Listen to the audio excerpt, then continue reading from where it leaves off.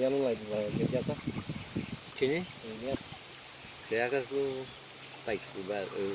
taxul, în Neagelă, dacă ai ocazie să-i arăți. Ce? El a luat ea de viteză. Bă, da, bă, de viteză, dar bagă ți-ai că vrei la mâna a doua, mă, ai mai de bani, îngăriată, lipită, E uzată. și ia să o vezi pe asta cum arată înăuntru. Bijuterii. Da, nu, mă uit acolo la zi. Gata, mă, Nu fieri, nu pățărai, nu nimic. deci astea n-am ce să...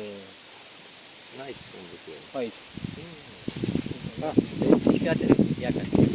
Da.